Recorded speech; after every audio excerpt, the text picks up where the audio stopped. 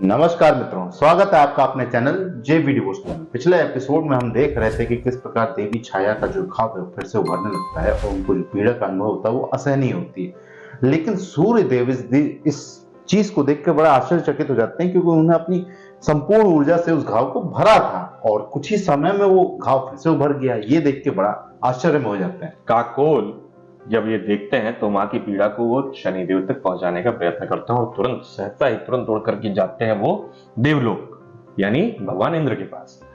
लेकिन जैसे ही वो पहुंचते हैं शनिदेव स्टेप इन कर चुके होते हैं, प्रवेश कर चुके होते हैं उस मायावी द्वार में। यहाँ हम लोगों ने देखा कि किस प्रकार से देव विश्वकर्मा से जब पूछा जाता है कि ये घाव का उपचार क्या है, तो उन्होंने एक ऐसा इसका मार्ग बताया जो बहुत ही विचित्र था।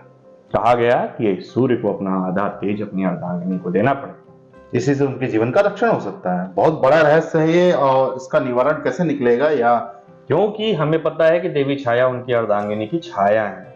ये बात उन्हें अनुभव है इस बात का। ठीक है, वो अब ये ऊर्जा को लेने को एक्सेप्ट करते हैं कि नहीं, ये भी बड़ी बात होगी। और क्या ये जब कार्यक्रम हो रहा होगा या जब प्रकरण चलेगा तो क्या सूर्य भगवान को इसकी वास्तविकता पता चल जाएगी, और अगर पता चल जाएगी तब उनका क्या स्टेप होगा, ये सब देखने के लिए हम चलेंगे एपिसोड 31 पार्ट 1 में।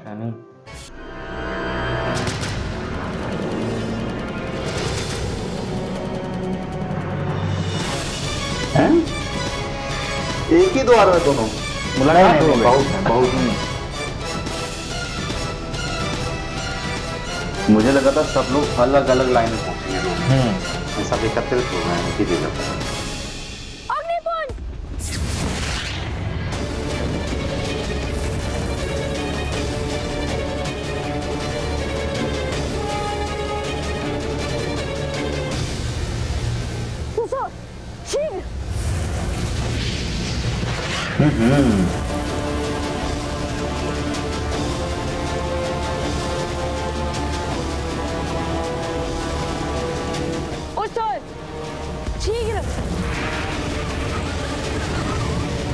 जिस ओर उंगली कर रहे हैं उसी ओर हो जा रही है आग। मैं यहाँ सदा के लिए प्रतीक्षा नहीं कर सकता। मैं इस अग्नि चक्र के बाहर बढ़कर ही रहूंगा। मायावी है ना, सोच पड़ सकती। कोई तो मार्ग होगा इस अग्निव्यूह से निकलने का।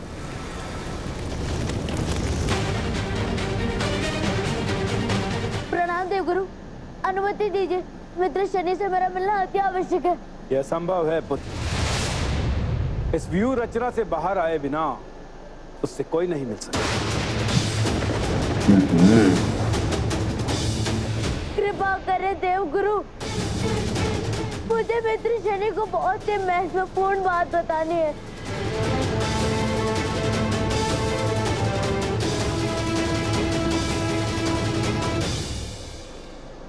उठो पुत्र,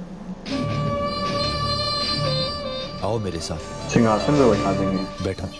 अब इनसे बोलेंगे कि मुझे बता दो, मैं पहुंचवा दूंगा। तुम मुझे बता सकते हो। मैं देवराज इंद्र, और शनि एक देवपुत्र है।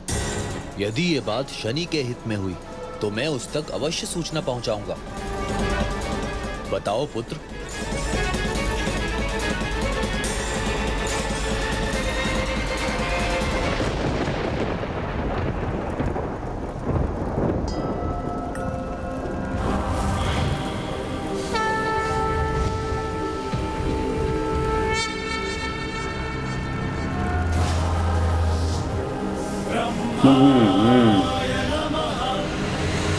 भगवान ब्रह्मदेव।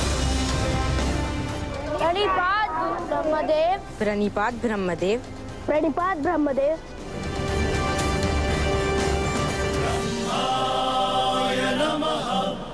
प्रतियोगिता का पहला प्रश्न प्रस्तुत है देवपुत्रों।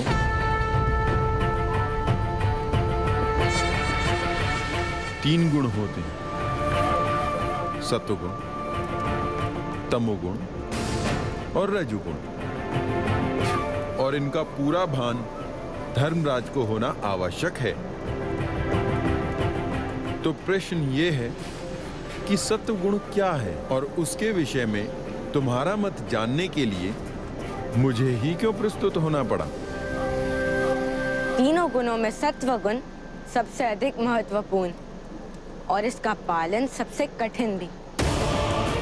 सत्व गुण पिता सूर्य देव के तेज की भांति उज्जवल है।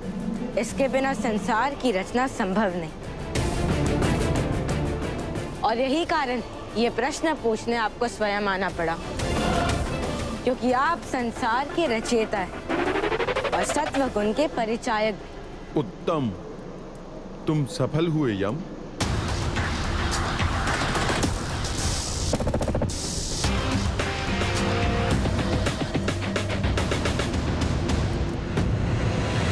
ओह, यम के लिए स्पेशल पोर्टल तैयार हो गया। पहला द्वार खुल गया। अच्छा उत्तर था उसका। उत्तर तो अच्छा था। मैं ये सोच रहा हूँ कि सबसे अलग अलग प्रश्न पूछेंगे बच्चों से। तुम क्या कहना चाहते हो शनि? अच्छा, सबका ओपिनियन। स्मरण रहे, उत्तर दोहराया नहीं जाना चाहिए और यम के उत्तर की भांति सत्य भी होना चाहिए। एक प्रश्न का उत्तर एक ही होता है देव, परंतु उस तक पहुंचने के मार्ग भिन्न होते हैं।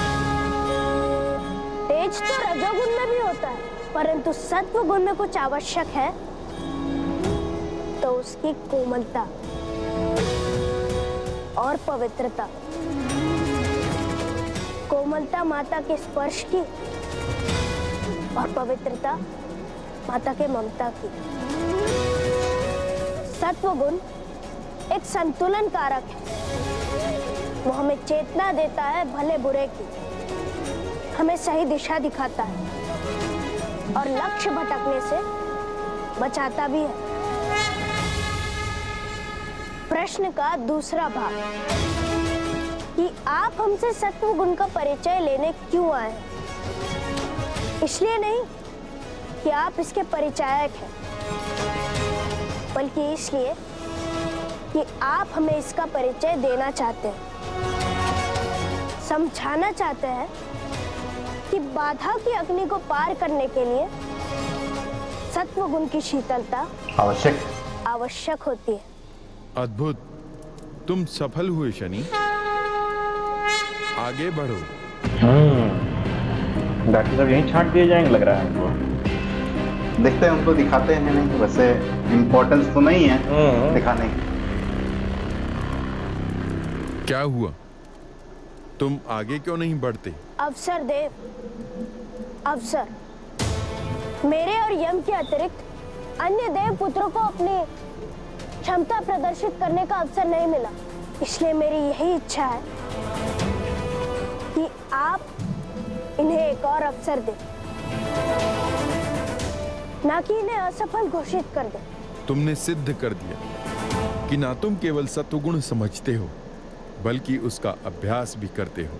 इन सबको एक अवसर और मिलेगा। तथास्तु।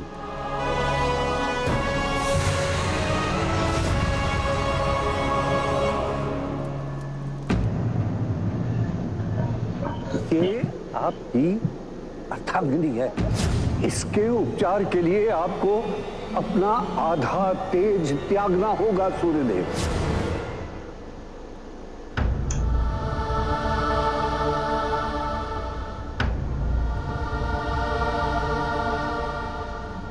ये जीवन कितना निष्ठुर और कठोर होता है सख्या। जब भी आपको लगता है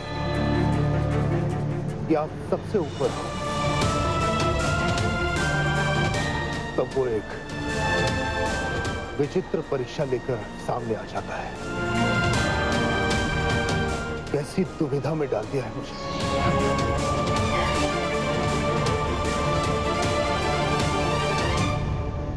एक और तुम, मेरी अर्धांगिनी, जिसे मेरे आधे तेज की आवश्यकता है, और एक तरफ ये सृष्टि जो मेरे आधे तेज के चले जाने पर नष्ट हो जाएगी। समझ में नहीं आता मैं क्या करूं? किसका चुनाव करें? कर्तव्य।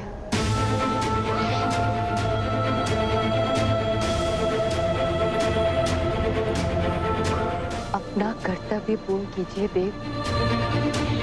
आपकी अर्धांगिनी होने के नाते ये मेरा कर्तव्य है कि मैं अपने पति की दृष्टि किसी के भी सामने ना झुकने दूं।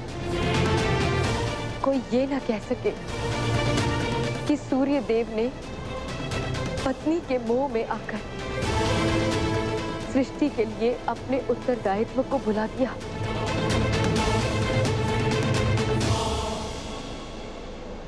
आपका कर्तव्य है सृष्टि के लिए जलना। जो संसार के लिए जलता है वो किसी एक के लिए बुझ नहीं सकता। यही उत्तर उन्होंने दिया था देवी संज्ञा को। आपकी अर्धांगिनी हो देव। क्या बात? जो संपूर्ण सृष्टि के लिए जलता है वो किसी एक के लिए बुझ नहीं सकता।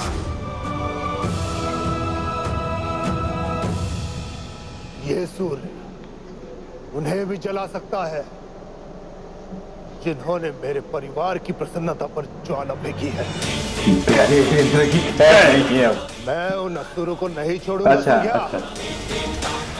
सर्वनाश कर दूंगा मैं उनका, जिन्होंने तुम्हें ये घाव दिया है।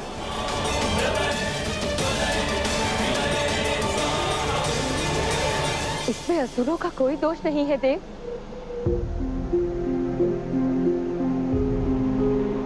हम सब नियति की संतान हैं और नियति का यही नियम है, हर प्रारंभ का अंत होता है। ये मेरा अंत है, इसे स्वीकार कीजिए देव। नियति ने आपको कहीं बड़े कर्तव्य के लिए चुना है देव, जिसे नष्ट होने से रोका नहीं जा सकता। उसके लिए अपनी ऊर्जा नष्ट मत कीजिए देव। मत कीजिए।